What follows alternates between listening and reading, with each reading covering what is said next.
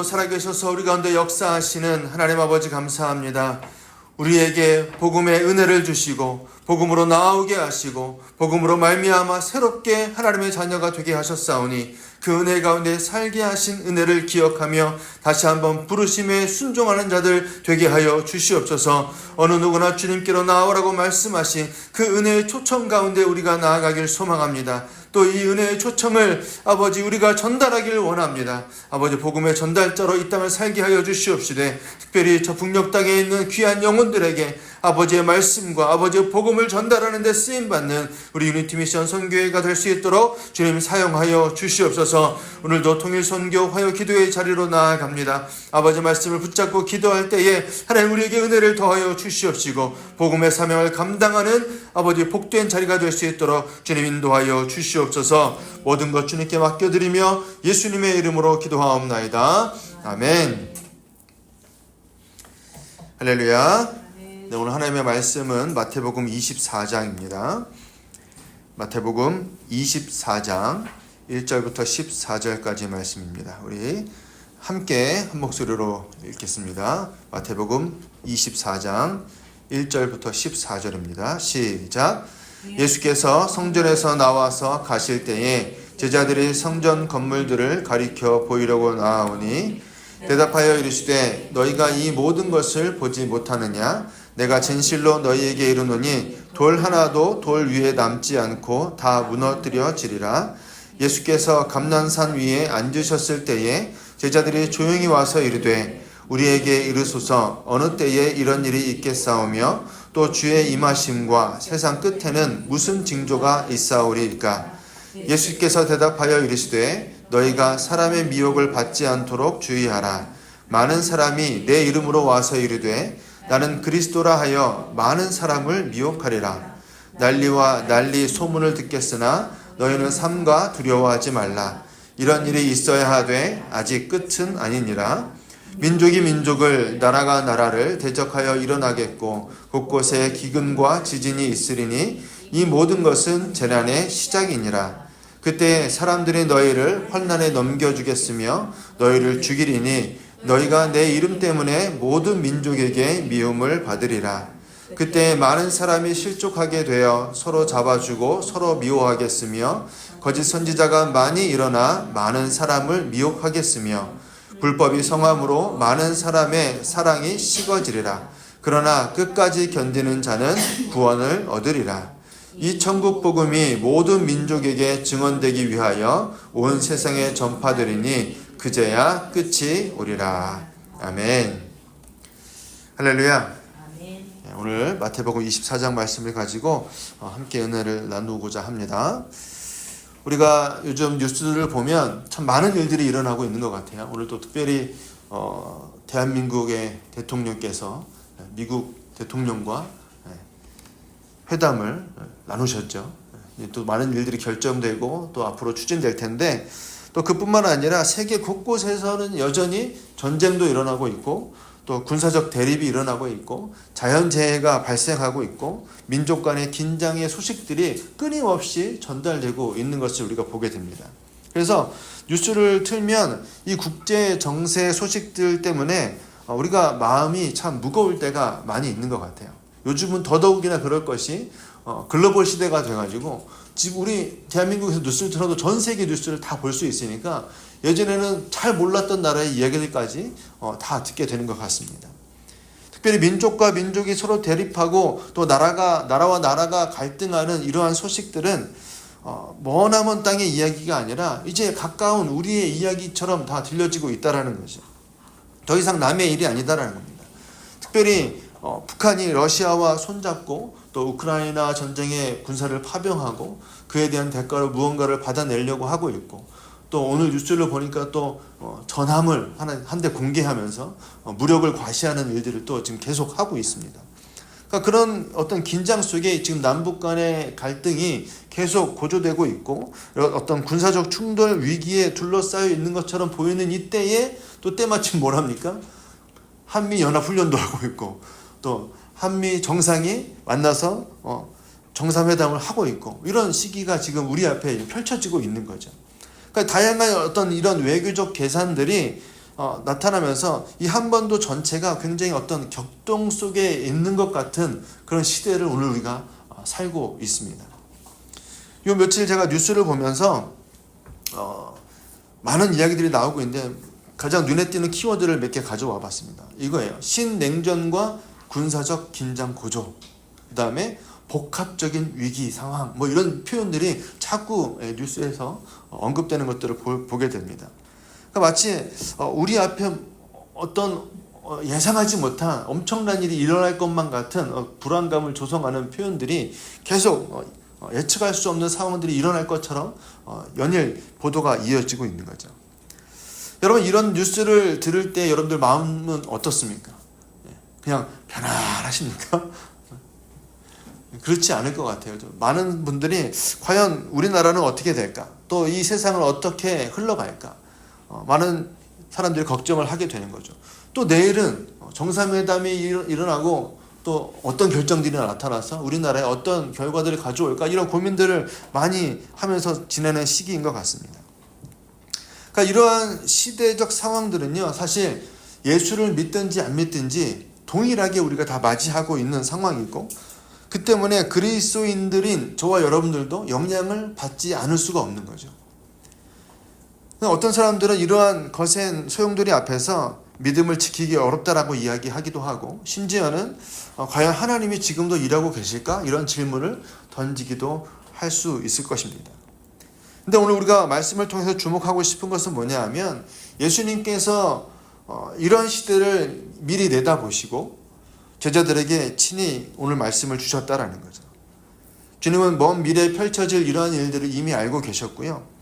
그래서 오늘 이 흔들리는 시대를 살아가는 저와 여러분들에게도 이 말씀을 붙잡아야 될 이유가 너무나도 분명하다라고 말씀드리고 싶습니다. 우리의 이러한 불안과 의심에 대한 예수님의 대답은 뭐냐 하면 두려워하지 말라라는 거예요. 이 말씀은 단순한 위로가 아니라 세상의 모든 역사와 권력이 오직 하나님의 주권 아래에 있음을 선포하는 하나님의 외침인 줄을 믿으시길 바랍니다. 그러므로 우리가 사는 이 세상의 뉴스들 때문에 일희일비할 수는 있겠지만 그것 때문에 우리가 무너지지는 않아도 된다는 거죠. 거대한 풍랑이 우리 앞을 덮칠 것 같아도 우리의 삶의 주인이신 주님께서 모든 것을 통제하고 계신다라는 그 믿음이 저와 여러분들에게 있길 소망합니다. 오늘 이 시간 우리 주님의 말씀 앞에서 이런 우리의 흔들리는 마음들을 좀 점검하고요, 이 혼란 속에서 그리스도인들은 무엇을 바라보고 어떻게 살아가야 할지를 함께 나누어 보려고 합니다. 오늘 우리가 함께 읽은 마태복음 24장은 주님께서 예루살렘 성전을 나오시면서, 제자들과 함께 나오시면서 이제 시작되는데, 제자들이 이 웅장하고 아름다운 성전 건물을 보면서 굉장히 감탄을 합니다. 근데 주님께서는 그들에게 놀라운 말씀을 하시는데요, 2절 말씀에 이렇게 말합니다. 너희가 이 모든 것을 보지 못하느냐? 내가 진실로 너희에게 이르노니 돌 하나도 돌 위에 남지 않고 다 무너뜨려지리라 그랬어요. 그러니까 너무나 웅장하고 아름다운 성전에서 탁 나오면서 대단하지 않습니까? 막 이러고 있는데 예수님은 거기다 대고 뭐라고 말하냐면 이거 다 무너뜨려질 거다, 이렇게 말씀하시는 거죠. 이 이야기를 들은 제자들은 혼란스러웠을 거예요. 그래서 3절 말씀에 예수님께 질문을 합니다. 어느 때에 그런 일이 있겠사오며 또 주님의 임하심과 세상 끝에는 무슨 징조가 있겠습니까? 이렇게 질문을 던지는 거예요. 그러니까 여러분, 제자들은요, 지금 성전이 무너지는 사건하고 세상의 끝이라는 그 사건을 연결되어 있다고 지금 생각하면서 질문을 하는 거예요. 이게 이렇게 아름답고 너무나도 웅장한 성전이 무너질 정도면 세상은 멸망하는 거 아니냐, 이렇게 생각하는 거죠. 그래서 그들의 질문은 그 세상이 언제 끝납니까? 라고 하는 질문으로 바로 연결되어 버렸어요. 그러니까 이 질문은 단순한 호기심이 아니라 당시 제자들은 예루살렘 성전의 그 화려함과 예수님의 말씀 사이에서 충격을 받아서, 그러면 이게 무너지면 세상도 끝나는 것 아닌가? 라는 생각을 갖게 될 수밖에 없었다는 거죠. 그러니까 주님의 재림과 하나님 나라에 대한 이해가 매우 제한적이었던 제자들이었다는 사실을 우리 염두에 둬야 돼요. 그러니까 예수님을 따라다니던 제자들은 사실 예수님이 부활 승천하실 때까지도 하나님 나라에 대한 온전한 이해를 갖지 못했기 때문에 지금 이들의 마음속에 있는 하나님 나라에 대한 개념이 온전하게 성립되어 있지 않았어요. 그래서 이 세상이 무너지면 멸망할 거다라는 것들로 그냥 연결되는 거예요, 자연스럽게. 그러니까 그들은 예수님이 오셔서 지금 이 로마의 압제로부터 이 이스라엘이 해방되는 정치적 사건을 기대했지만 예수님은 계속 뭘 말씀하십니까? 진짜로 임할 하나님 나라, 그 기대를, 그들의 어떤 인간적인 기대를 뛰어넘는 거룩한 종말의 구속사적 사건을 통한 그 하나님 나라의 도래를 말씀하고 계시는데 제자들은 그걸 완전하게 이해하지 못했다라는 거예요. 근데 오늘 우리가 읽은 본문의 말씀은 이러한 제자들, 그 예수님의 말씀을 온전히 이해하지 못한 상태에서 예수님께 던지는 그 질문에 대한 예수님의 답변인 거죠. 그러니까 성경학자들은 이 본문을 해석하면서 이렇게 말합니다. 종말의 시대를 살아가는 우리 모두에게 해당되는 보편적인 진리를 지금 알려주고 계시다, 이렇게 표현했어요. 그래서 4절부터 이어지는 말씀을 보면 예수님께서는 먼저 미혹을 받지 않도록 주의하라, 이렇게 경고하시면서 거짓 선지자들의 판치는 종교적인 혼란이 다가올 것을 예고하십니다. 여러분, 거짓 선지자들이 옛날에만 있었습니까? 오늘에만 있었습니까? 옛날에도 있고 지금까지 쭉 있어요. 그러면 그때에만 해당되는 말씀입니까? 오늘도 해당되는 말씀입니까? 오늘도 해당되는 말씀인 거예요. 그러니까 보세요. 거짓 선지자들이 득세하는 듯한 이 시대를 바라보면서 저와 여러분들도 오늘 하나님의 말씀 앞에 서서 너무 놀랄 일이 아니다라는 거예요. 예수님이 말씀하신 그 일이 지금도 여전히 일어나고 있다라는 거죠. 그래서 우리는 이러한 말씀들을 보면서요, 우리가 얼마나 더 올바른 말씀 위에 바르게 서 있어야 되는가, 이것이 더 분명해진다라는 거죠. 예수님이 계시던 그 당시, 예수님이 돌아가시고 부활 승천하신 이후에도 이단들이 많이 발생했고 오늘날에도 이단들이 많이 있어요. 그러니까 진리를 붙잡는 게 중요할까요? 안 중요할까요? 너무나도 중요한 거죠. 사실 마태복음 24장은요, 작은 묵시록이라고 불릴 만큼 이 말세에 대한 예언적인 요소와 교훈이 풍성히 담겨져 있습니다. 근데 예수님이 지금 종말의 징조를 말씀하시면서 어떤 시간의 순서나 사건의 어떤 나열을 말씀하신 게 아니라 그 시대를 살아가야 할 그 제자들의 마음의 자세와 영적인 준비 태도를 지금 강조하고 계시는 거예요. 특별히 오늘 우리가 살펴보고 있는 4절부터 이어지는 말씀을 보면 말세의 일반적인 징조들을 쭉 말씀하시는데 그것들은 어떤 단순한 어떤 공포의 전조가 아니라 하나님의 계획 가운데 나타나는 역사적인 신호다라는 것들을 알려주시는 거예요. 조금 더 설명을 드리면, 그러니까 지금 주님이 전쟁과 기근, 지진과 이단, 재난들이 쉴 새 없이 일어날 거다, 이렇게 말씀하시죠. 여러분, 이런 경고의 말씀들을 왜 하는 것일까? 우리는 질문을 던져야 되는 거예요. 주님은 단지 우리에게 두려움을 주시기 위해서 말씀하시는 것이 아니라 우리를 준비시키시고 영원한 진리 안에서 굳건하게 서도록 지금 독려하고 계시다라는 겁니다. 그래서 우리가 첫 번째로 붙잡아야 될 건 뭐냐 하면 이러한 세상의 마지막 때에 일어날 일들이 어떤 것인지를 말씀하시고 이렇게 말씀하시는 거죠. 6절 말씀에 두려워하지 말라 그랬어요. 이건 일어날 건데 너희들은 뭐 하지 말라? 두려워하지 말아라 그랬어요. 그러니까 예수님의 명확한 명령은 두려워하지 않는 거예요. 여러분, 어떤 일이 막 주변에서 일어나면 우리는 어떻습니까? 정신이 나가요. 뭐부터 해야 될지 모르겠고 손에 잡히지도 않고 막 혼란스럽습니다. 두려운 마음이 생기는 건 당연하고. 근데 예수님이 그러한 우리들을 바라보시면서 그러한 난리와 소문이 일어날 때 가장 먼저 우리에게 주시는 태도는 뭐냐 하면 두려워하지 않는 태도를 갖는 게 중요하다, 이렇게 말씀하시는 거죠. 왜냐하면 우리는 눈에 보이는 상황과 현실에 좌지우지 되는 게 쉽다라는 거예요. 뉴스를 보면 이 세상이 통제 불가능한 혼돈 속으로 들어가는 것 같아요. 왜 쟤네는 계속 전쟁을 하고 있는 거지? 왜 끊임없이 서로 죽이고 안타까운 아이들이 죽어가고 막 이런 상황들을 보지 않습니까? 그러나 여러분, 우리가 개혁주의 신학 입장에서 보면 이 모든 사건들, 지금 우리가 살고 있는 이 땅에서 일어나고 있는 모든 사건들은 결코 우연이 아니다라는 거죠. 뭡니까? 그것은 하나님의 주권적인 섭리 아래에 일어나는 일이고 온 우주를 창조하신 하나님께서 지금도 이 세상의 역사를 이끌고 가고 계시다라는 사실을 우리가 믿는 거예요. 여러분, 그래서 하나님의 주권이라고 말할 때 우리에게 그냥 막연한 어떤 운명론을 가르치는 것이 아닙니다. 시편 46편에 보면 이런 말씀이 있어요. 이르시기를 너희는 가만히 있어 내가 하나님 됨을 알지어다, 이렇게 말씀해요. 그러니까 우리는 불안할 때일수록 세상을 향해서 있는 우리의 시선을 거두고 누구를 바라보는 거예요? 하나님을 바라보는 거예요. 하나님을 바라볼 때, 하나님께서 역사를 통치하고 계심을 바라볼 때 우리 안에 뭐가 생기는 겁니까? 두려움이 사라지고 하나님 안에서의 평안함을 누리게 됨을 믿으시길 바랍니다. 그러니까 우리의 구원은요, 어떤 국제 정세나 경제적인 안정에 달려있지 않다라고 성경은 말씀하는 겁니다. 오직 예수 그리스도의 십자가만이 우리에게 참된 평안을 준다, 이렇게 말씀하고 있는 거죠. 그러니까 그 거대한 역사의 물줄기를 움직이시는 그 하나님의 손길을 믿고 신뢰함으로 우리의 마음을 하나님께로 향할 때 우리는 참된 평안을 누릴 수 있게 된다라는 거죠. 그건 뭡니까? 세상을 두려워하지 않는 그 용기는 어디서 오는 거예요? 역사의 주관자 되시는 하나님을 신뢰하는 믿음에서 시작된다라는 거죠. 오늘 주님께서 두려워하지 말라라고 하신 이유는요, 그냥 우리의 마음을 안심시키기 위해서 하시는 위로가 아니라 그 다음에 이어지는 표현을 잘 봐야 돼요. 너희는 삼가 두려워하지 말라. 그 다음에 뭐라 그래요?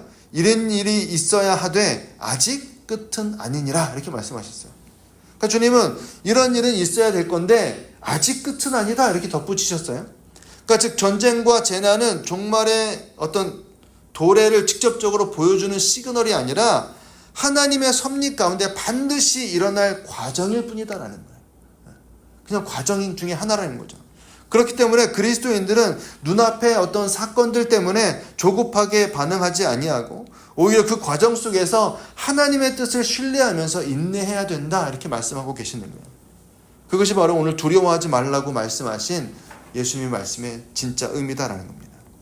주님은 지금 분명히 말씀하셨어요. 그런 일들이 일어나겠지만 아직 끝은 아니다 그랬어요. 다시 말해서 그리스도인들은 이 시대를 두려워하는 마음으로 바라보는 것이 아니라 하나님이 허락하신 시간과 섭리가 있다는 것을 인정하고 그것을 통해서 시대를 분석하고 분별해야 된다, 이렇게 말씀하시고 있는 거죠. 여러분 성경을 보면 계속 뭐라고 말씀하시는 게 나옵니까? 때와 기한은 누구한테 달려있어요? 하나님께 있다 그랬어요. 전쟁이 일어나고 민족과 민족이 대적하고 기근과 지진과 같은 자연재해들이 끊임없이 들려옵니다. 지금도 우크라이나 또 가자 지구에서 수많은 분쟁 지역에서 많은 전쟁이 일어나고 있어요. 실제로 일어나고 있는 일 아닙니까? 또 우리가 감당할 수 없을 만한 자연재해들도 얼마나 많이 일어나요. 화산도 폭발하고 지진도 일어나고 산불이 나가지고 다 태워버리고 난리잖아요, 지금 세상이.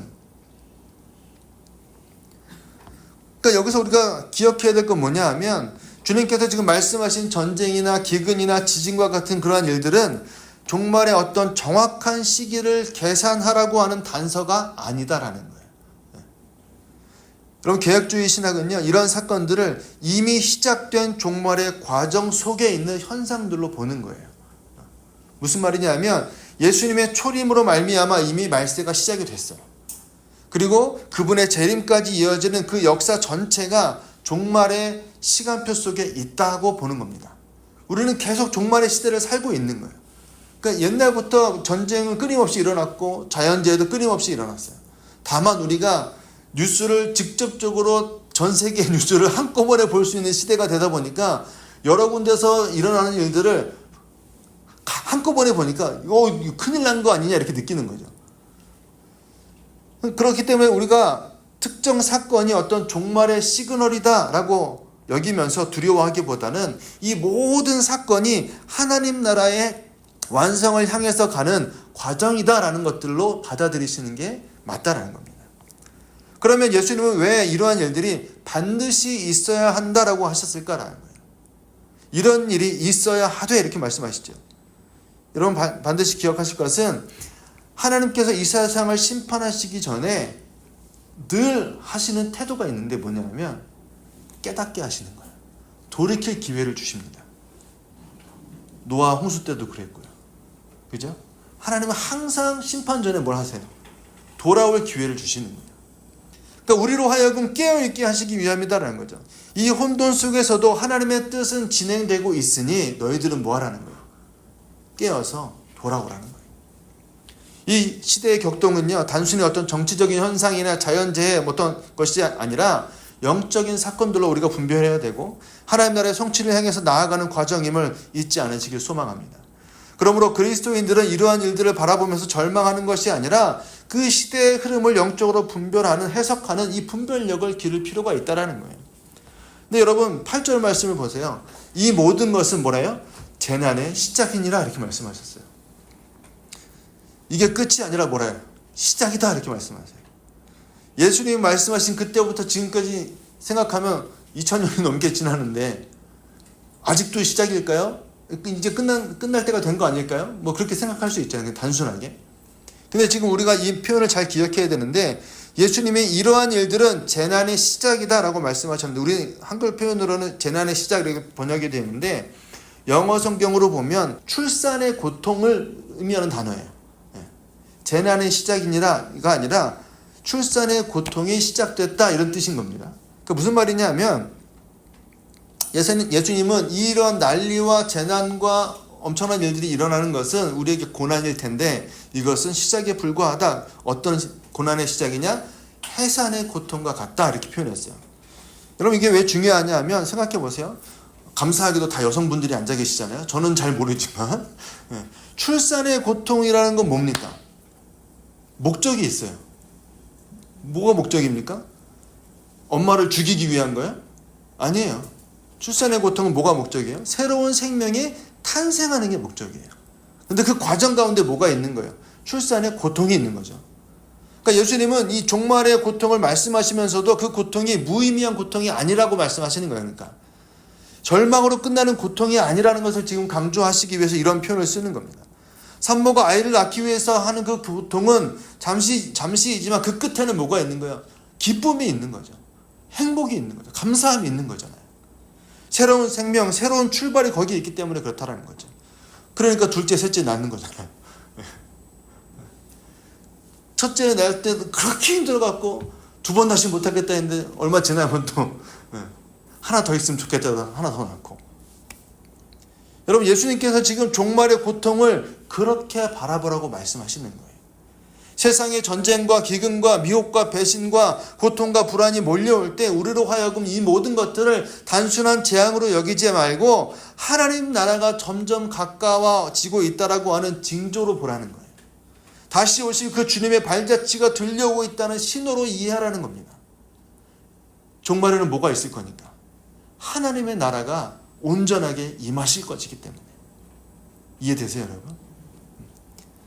그리고 실제로 이 당시 유대인들은요, 이 산고, 출산의 고통이라는 개념에 굉장히 익숙해 있는 사람들이었어요. 그래서 구약에서도 보면 이사야서 26장에 산고라는 표현이 나오는데 어떨 때 쓰이냐면 이스라엘의 회복을 표현할 때 산고에 비유해서 표현합니다. 그리고 미가서에서도 하나님께서 고통 중에 있는 백성을 구원하실 것을 이 해산하는 여인의 모습으로 비유해서 묘사해서 말씀해주고 계세요. 그러니까 이 산고는 단순한 고통을 의미하는 것, 정말로 애를 낳는 그런 고통을 말하는 게 아니라 성경에서는 회복과 구속의 시작을 알리는 영적인 은유로 계속 쓰이고 있는 거예요. 그러니까 예수님이 그러한 배경을 가지고 있는 제자들에게 지금 이렇게 표현해주고 계시는 거죠. 너희가 알고 있는 그 뉘앙스대로 이 종말의 고통은 그냥 이걸로 끝나는 게 아니라 하나님의 나라가 온전하게 임할 그때를 위한 고통일 뿐이다. 이렇게 설명해 주고 계시는 거예요. 지금 그것을 그래서 해산의 고통이라고 표현하고 계신 거죠. 다시 말해서 죄로 신음하는 이 세상은 하나님의 영광이 드러날 그때까지 산고를 겪고 있는 중이다라는 겁니다. 그렇기 때문에 오늘 이 말씀이 저와 여러분들에게도 위로가 되는 거예요. 이 세상에 고통받고 있다는 사실은 슬프게 바라봐야만 하는 일이 아니라 하나님 나라가 가까워졌다라는 증거이고 지금의 이 전쟁과 불안과 예측할 수 없는 미래에 대한 이 절망의 징조가 아니라 소망의 전조이며 주님께서 다시 오실 날이 가까워졌다라는 신호로 분별할 수 있는 은혜가 저와 여러분들에게 있길 소망합니다. 여러분, 출산의 고통은 반드시 지나가요. 그죠? 반드시 지나갑니다. 진통은 깊어지고 점점 더 가까이 다가오고 정말로 죽을 것 같은 심정을 느끼지만 결국에 생명이 태어난다라는 거죠. 그러니까 지금 우리가 겪고 있는 이 시대적인 혼란과 혼돈도 마찬가지다라는 것입니다. 우리의 힘으로 감당할 수 없을 것 같은 우리의 가정의 일들, 개인의 일들, 또 교회와 나라와 민족의 일들, 나아가 온 열방과 심지어 자연재해에 이르기까지 그 모든 것들이 우리에게 고통을 주고 있지만 그건 결국 뭐라는 거예요? 그 고통 너머에 있는 하나님 나라의 영광이 준비되어 있음을 믿으시길 바랍니다. 그 날을 위해서 지금 가고 있는 거예요. 그러므로 오늘 예수님의 말씀처럼 두려워하지 마시길 바랍니다. 그리고 그 고통 앞에서 낙심하지 마시길 바랍니다. 주님이 이 모든 것을 아시고 그래서 이렇게 말씀하시는 거예요. 이 모든 것이 산고의 시작이다. 바로 이 말씀이 종말의 고통을 통과하는 저와 여러분들에게 주시는 하나님의 위로이며 소망임을 믿으시길 바랍니다. 예수님께서는 제자들에게 이러한 말세의 징조를 말씀하시면서도 마지막 순간까지 반드시 이루어질 한 가지 되게 놀라운 일을 지금 말씀해 주고 계시는데 14절 말씀이에요. 같이 읽겠습니다. 시작. 이 천국 복음이 모든 민족에게 증언되기 위하여 온 세상에 전파되리니 그제야 끝이 오리라 그랬어요. 여러분, 세상은 지금도 혼란스럽잖아요. 계속 말씀드리지만 전쟁과 재난은 멈추지 않고 이념과 권력이 서로 충돌하고 수많은 사람들이 생명을 잃고 삶의 터전을 빼앗기는 일들이 여전히 일어나고 있습니다. 그런데 오늘 14절 말씀은 뭐라고 선포하고 있느냐 하면 복음은 멈추지 않는다. 그 모든 일들이 지금도 여전히 일어난다 할지라도 뭐는 끝까지 간다는 거예요. 복음은 멈추지 않는다 이렇게 말씀하시는 거예요. 그럼 말세의 징조가 아무리 두렵고 불안하다고 해도 하나님의 복음이 전파되게 하시기 위해서 하나님은 지금도 뭐하고 계시는 거예요? 하나님은 지금도 이러고 계시다라고 말씀하시는 거예요. 끝이 올 건데 그 끝이 언제 올 거냐? 언제 온다고요? 복음이 모든 민족에게 증언되기 위해서 온 세상에 전파되면 그제야 끝이 올 거야 이렇게 말씀해 주셨어요. 그러니까 복음은요, 그 어떠한 시대적 상황보다도 더 강력하고 어떠한 권력보다도 강력한 힘으로 지금 추진되고 있음을 믿으시길 바랍니다. 복음의 확장을 막을 수 있는 건 있어요, 없어요? 없는 거예요. 그렇기 때문에 우리가 바라봐야 될 진짜 현실은 뭐냐 하면 전쟁이나 이런 경제 위기보다도 여전히 이 땅에는 복음을 들어야 될 수많은 영혼들이 있다라는 사실입니다. 아직도 복음을 듣지 못한 민족, 예수님의 이름을 모르는 사람들, 그리고 복음을 들어도 여전히 마음의 문을 닫고 살아가는 수많은 영혼들이 지금도 우리 주위에 있고, 그 중에서도 우리 유니티 미션은 뭐 하는 거예요? 북한의 영혼들에게 복음을 전달하려고 애쓰고 있는 것 아니냐 하는 거죠. 여러분, 복음은요, 이러한 격동의 시대 가운데서도 생명을 주는 유일한 소식인 줄을 믿으시길 바랍니다. 그냥 단지 좋은 소식을 전하는 게 아니라 죽음에서 생명으로 옮겨지는 하나님의 능력임을 믿으시길 바라요. 그 복음의 능력이 땅끝까지 전파되기를 하나님이 원하고 계시다라고 지금 말씀하시는 거예요. 여러분, 복음이 선포될 때 어떤 일들이 일어납니까? 죄인이 회개하게 되고 깨어진 인생이 회복되는 거죠. 그러므로 그리스도인들은 이 복음을 포기할 수 없는 겁니다. 아무리 세상이 험해도 복음은 세상을 구원할 하나님의 방법이며 세상 끝날까지 선포되어야 될 사명임을 믿으시길 바랍니다. 그런 의미에서 오늘 우리 스스로에게 좀 물어봤으면 좋겠어요. 오늘날 내가 섬기는 교회는 복음을 전하는 사명을 감당하고 있는가? 우리의 삶은 복음을 말하고 있는가? 우리가 전해야 될 그 복음을 어떤 정치적인 관심이나 일상의 바쁨 때문에 묻어두고 있는 것은 아닌가? 우리 스스로를 좀 점검해 봐야 된다는 거예요. 왜요? 하나님은 이 모든 난리 속에서도 뭐 하고 계십니까? 복음이 끝까지 전달되도록 일하고 계시니까요.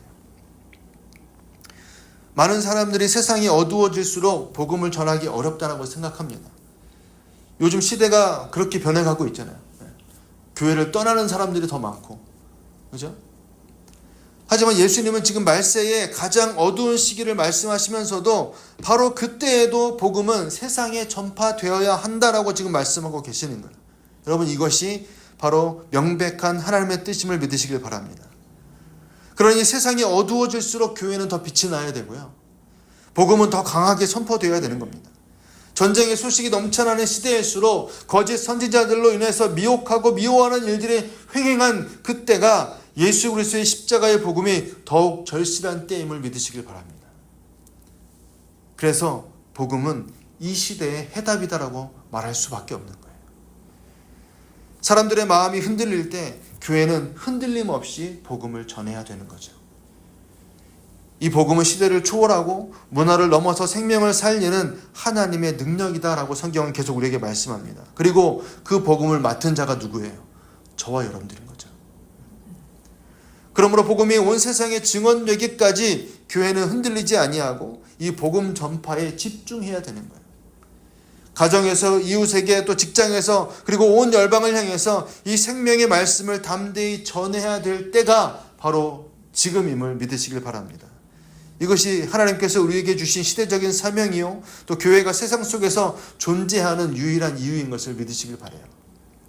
오늘 예수님이 말씀하시죠. 이 천국 복음이 모든 민족에게 증언되기 위하여 온 세상에 전파되리니 그제야 끝이 오리라 그랬어요. 여러분 반드시 기억하세요. 세상의 끝은 전쟁이나 재난이 결정하는 것이 아니다라는 거죠. 세상의 끝은 결코 정치적인 사건이나 경제적인 위기 때문에 오는 것이 아니다라고 말씀하세요. 세상의 끝은 언제 와요? 주님의 말씀하신 대로 복음이 온 세상에 전파될 때 오게 될 줄을 믿으시길 바랍니다.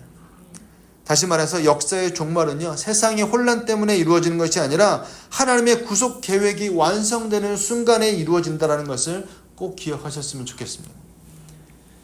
여러분 이것이 우리에게 위로와 또 분명한 사명을 다시 한번 확인하게 하는 거죠. 역사의 종말은 인간이 통제할 수 있는 게 아니다라는 거예요. 제자들은 이 예루살렘 성전이 무너지면 세상의 끝이 오는 것 아닙니까? 이렇게 얘기했잖아요. 예수님은 그게 아니라고 지금 말씀하시는 거예요. 끝은 언제 온다고요? 이 복음이 온 민족에게 전파될 때 끝이 온다. 이렇게 말씀하시는 거예요. 그러니 어떤 핵무기도 어떠한 권력도 역사의 마지막 페이지를 열 수는 없습니다. 오직 하나님만이 그 마지막을 정하시고 그 기준은 뭐예요? 복음이 온 세상에 전파되었느냐 아니냐, 이게 기준이다라는 거예요. 그러니 교회는 종말의 공포에 휘둘릴 것이 아니라 끝까지 복음을 전하는 사명에 집중해야 된다라는 거예요. 이 복음이 전파될 때마다 하나님의 역사는 하나님의 그 완성을 향해서 한 걸음 한 걸음 더 나아가는 거죠. 그러니 저와 여러분들이 우리가 섬기는 교회에서 또 우리 개인적으로 복음을 전할 때 자부심을 가지세요, 여러분. 내가 뭐 하고 있는 거야? 하나님 나라의 완성에 일조하고 있는 거예요. 벽돌 한 장 쌓는 겁니다, 여러분. 여러분도 성전 건축하셔서 아시잖아요. 벽돌 한 장 쌓는 게 얼마나 내 신앙생활에 의미가 있습니까? 똑같은 거예요. 하나님 나라의 완성을 향해서 가는 그 한 걸음에 내가 복음을 전하는 그 일이 쓰임받고 있음을 믿으시길 바랍니다. 우리가 이웃에게 복음을 전할 때, 열방을 향해서 기도할 때, 선교사들을 파송하고 또 많은 사람들을 돕고 섬길 때 그 모든 순간이 하나님이 말씀하신 그 끝을 향한 하나님의 그 카운트다운에 포함된다는 사실을 반드시 기억하시길 바랍니다. 그럼 다시 말씀드리지만 역사의 마지막은 재앙으로 끝나지 않아요. 복음으로 끝나는 겁니다. 그것이 오늘 주님의 약속인 거예요. 그러므로 지금 우리에게 주어진 가장 시급하고 분명한 사명은 뭡니까? 복음을 붙드는 것이고, 복음을 전하는 것이고, 복음을 증언하는 삶을 살아가는 것임을 반드시 기억하시길 바랍니다. 그제야 끝이 오리라 이렇게 말씀하셨어요. 여러분, 복음이 열매 맺고 하나님 나라가 완성되는 그 영광의 순간을 향하여 지금 우리는 뭘 하고 있는 거예요? 산고를 겪고 있을 뿐이다라는 것을 반드시 기억하시길 바랍니다. 그래서 우리가 오늘 이 시대를 살아갈 때 두렵고 떨림으로, 힘듦으로 살아가는 것이 아니라 복음의 충성함으로 살아갈 수 있기를 축복합니다. 예수님께서 이제 마지막으로 가면서 말세의 징조들을 말씀하시면서요, 이러한 시대 속에서 하나님의 백성이 가져야 될 태도를 이렇게 요약하고 계십니다. 13절인데 같이 읽겠습니다. 시작. 그러나 끝까지 견디는 자는 구원을 얻으리라 그랬어요. 여러분, 이 시대를 살아가는 모든 성도들이 이 말씀에 초대를 받고 있다라고 생각하시면 좋겠습니다. 믿음을 가진 사람들은 이 격동의 시대를 견뎌야 된다는 거죠. 믿음 가운데서도 여전히 깨어있는 자로 살아가야 된다는 겁니다. 오늘 많은 성도들이 신앙생활을 할 때 그냥 편안한 삶을 되게 추구합니다. 내가 삶이 편할 때 좀 더 열심히 교회를 봉사하지 뭐, 이런 생각들을 가지고 있어요. 근데 하나님께서는 뭐라고 지금 말씀하시냐 하면, 고난과 핍박 속에서 신앙을 지키는 자가, 견디는 자가 참된 구원을 받는다 이렇게 말씀하세요. 그러니까 흔들리는 시대 속에서 흔들리지 않는 믿음을 가진 사람, 바로 그 사람이 하나님 나라의 참된 백성이다 이렇게 말씀하고 계시는 거죠. 여러분, 끝까지 견딘다라고 하는 것은 단순한 어떤 생존을 말하는 게 아닙니다. 이 표현은 복음을 포기하지 않고 신앙의 길에서 물러서지 않으며 주님을 향한 충성과 소망을 놓지 않는 태도를 말하는 거예요. 굉장히 적극적인 태도를 지금 말씀하는 거죠. 그러니까 이 견디다라는 표현이 지금 등장하는데 이건 어떤 수동적인 인내함을 뜻하는 단어가 아니에요. 헬라어 원문을 보면 이 단어는 적극적인 저항과 믿음의 버팀을 나타내는 표현입니다. 그러니까 흔들림이 있을 때마다 말씀을 통해서 다시 붙들고 또 시험이 찾아올 때마다 그 말씀 앞에 엎드리고 미혹이 다가올 때 그 진리를 붙잡는 적극적으로 붙잡는 그러한 태도를 지금 말씀하는 것을 통해서 견딘다라고 지금 말씀하고 있는 거예요. 여러분 이 세상은 우리의 믿음을 흔들기 위해서 끊임없이 소리치고 유혹하고 있습니다. 전쟁과 기근뿐만 아니라 냉소와 무관심 또 쾌락과 물질주의가 우리 주변에서 우리의 신앙을 서서히 갉아먹으려고 애쓰고 있지 않습니까? 이러한 세상 한복판에서 주님은 우리에게 뭐라고 말씀하시냐 하면 끝까지 견뎌야 된다 이렇게 말씀하시는 거예요. 그럼 우리가 어떻게 견딜 수 있을까요? 성경 우리에게 그러한 통찰을 알려주고 있는데 마태복음 26장에 이런 말씀이 있어요. 깨어있으라 시험에 들지 않게 뭐 하라고요? 기도하라 그랬어요. 기도하라. 그럼 깨어있다는 것은 주님을 향한 그 믿음의 촉을 세우는 거죠. 세상의 흐름에 둔감하지 않으면서도 하나님이 하시는 일에 민감해지는 겁니다. 세상을 등지고 우리는 하나님을 향해서만 가는 게 아니라 세상 속에서 뭐 하는 거예요? 하나님을 쫓아가는 거예요. 이게 굉장히 중요한 겁니다. 우리는 수도사적 부르심을 받은 게 아니라 세상 속으로 부르심을 받았어요. 그 안에서 하나님을 쫓아가는 거예요. 그래서 하나님께 민감해야 되는 거죠. 그러니까 이건 어떤 특별한 영적으로 민감한 사람들의 얘기가 아니라 평범한 성도일지라도 하나님의 말씀을 사랑하고 기도로 하루를 시작하고 작은 일 속에서도 하나님의 뜻을 찾는 그 삶을 통해서 살아갈 수 있다라고 지금 말씀하고 있는 거예요. 특별히 교회는요, 이러한 시대의 증인으로서의 삶을 감당해야 되는 거죠. 여기서 우리가 교회가 증인으로서 살아가는 구체적인 방법을 반드시 기억해야 되는데 그게 뭐냐 하면 교회는 스스로의 힘으로 버티는 게 아닙니다. 우리 스스로 힘으로 버티는 게 아니라 하나님께서 주신 그 은혜의 수단들을 통해서 끝까지 견딜 수 있게 하셨어요. 그게 뭡니까? 여러분 웨스트민스터 신앙고백서를 살펴보면 교리적으로 이렇게 정리를 해놨습니다. 하나님은 교회를 통해서 말씀을 선포하게 하셨어요. 그죠? 그래서 말씀의 선포 그리고 또 한 가지 중요한 게 있는데 성례 그리고 기도 생활 이걸 우리에게 은혜의 방편으로 주셨습니다. 그래서 이 세 가지를 통해서 우리가 견딜 수 있게 하셨다라는 거예요. 그러니까 교회가 견딘다라고 하는 것은 바로 이것을 바르게 세워가는 거예요. 말씀은 우리의 믿음을 굳게 세우고 성례는 복음을 눈에 보이게 확증해 주는 것이고 기도는 하나님의 도우심을 간구하게 하는 거죠. 이 세 가지 은혜의 방편을 통해서 성도는 흔들리지 않고 끝까지 견디는 증인으로 살아갈 수 있게 만들어 놓으신 거예요. 그래서 여러분들이 섬기는 교회를 잘 섬기셔야 돼요. 그 교회 안에서 말씀을 잘 들으셔야 되고 성례에 잘 참여하셔야 되고 기도를 통해서 하나님이 말씀하시는 것들에 민감하게 반응하셔야 된다는 거예요. 그래서 교회가 있는 거예요. 그러므로 교회가 해야 될 가장 중요한 일은 뭐냐 하면 시대가 어떠하든지 이 은혜의 수단들을 통해서 충실히 지켜나가는 것이 굉장히 중요하다는 거예요. 이것들을 통해서 예수님을 증거하는 공동체로 복음의 삶을 살아내는 공동체로 나타나는 것이 교회의 사명이다라는 거예요. 그래서 끝까지 견딘다라고 하는 것은 단순히 어떤 인내심이 좋은 걸 말하는 게 아닌 거예요. 복음으로 살아내는 것을 포기하지 않는 태도이고 시대의 흐름에 동화되지 아니하고 오히려 시대를 복음으로 거스르는 사람들의 지혜를 말할 때 견디는 사람들 이렇게 표현하는 겁니다. 바로 그러한 사람들이 예수님께서 기대하시는 진짜 구원을 얻는 자의 모습이다 이렇게 말씀하고 계시는 거죠. 여러분 우리가 살아가는 이 시대는 분명히 고요한 시대는 아닙니다. 전쟁의 소문과 긴장, 갈등과 불안이 가득한 이 시대에는 우리에게 믿음으로 깨어있으라고 하는 하나님의 초대장과 같은 거예요.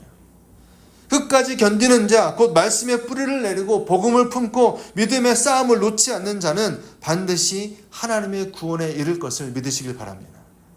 그렇기 때문에 우리는 이 복음을 포기할 수 없는 겁니다. 말씀을 정리하겠습니다. 오늘 우리는 예수님의 말씀을 따라서 이 시대를 좀 다시 한번 바라보았는데요. 세상은 요동하고 있고 민족과 민족이 대적하고 있고 전쟁과 분열, 불신과 공포가 우리의 삶을 둘러싸고 있습니다. 그 어느 때보다도 사람들의 마음이 불안하고 미래에 대한 확신이 없는 시대를 살아가고 있는 것 같아요. 그런데 여러분 주님이 오늘 말씀하시기를 이러한 시대를 이미 아시면서 우리에게 뭐라고 말씀하셨어요? 첫째는 너희는 두려워하지 말라 이렇게 말씀하신 거죠. 왜요? 이 모든 역사를 주관하는 분이 누구니까? 하나님이시니까. 그리고 이 천국 복음이 모든 민족에게 전파될 거다. 이 말씀을 약속해 주고 계시는 거죠. 그때 뭐가 된다고요? 그때의 끝이 온다 이렇게 말씀하셨어요. 그리고 지금 우리가 살고 있는 이 시대는 산고의 과정 중에 있을 뿐이다라고 말씀하십니다. 그리고 끝까지 견디는 자는 구원을 얻으리라고 분명히 말씀해 주고 계십니다. 그러니 저와 여러분들은 단지 이 시대를 해석하는 것으로 머무는 것이 아니라 이 시대 속에서 우리를 부르신 그 빛의 사명을 감당하고 또 증인의 사명을 감당하고 복음의 사명을 감당하는 사람들로 이 세상을 살아가야 될 줄을 믿으시길 바랍니다. 세상의 정치가 세상의 상황들이 요동칠지라도 하나님의 나라는 흔들리지 않는다라는 거예요. 하나님이 지금 이루어 가시는 하나님 나라의 완성을 향해서 하나님은 지금도 뭐하고 계시는 거예요? 끊임없이 지금도 복음을 증거하고 계시다라는 거죠. 그 역사의 중심에는 언제나 그리스도가 계심을 믿으시길 바랍니다. 그래서 우리는 하나님을 바라보는 거예요. 우리는 이 격동의 시대 속에서 두 가지를 반드시 기억하셨으면 좋겠습니다. 하나는요, 하나님의 말씀에 근거한 이러한 분별력이 우리에게 있어야 되고, 또 하나는 깨어있는 견딤이 있어야 된다는 것입니다. 복음으로 시대를 분별하고 말씀과 기도로 깨어서 견디는 삶이야말로 말세의 징조 앞에서 하나님의 백성이 살아가야 될 길임을 기억하십시오. 그리고 그 길은 결코 헛되지 않다라고 성경은 말씀합니다. 왜냐하면 오늘 주님께서 말씀하시기를 끝까지 견디는 자는 구원을 얻으리라 이렇게 말씀하셨기 때문입니다.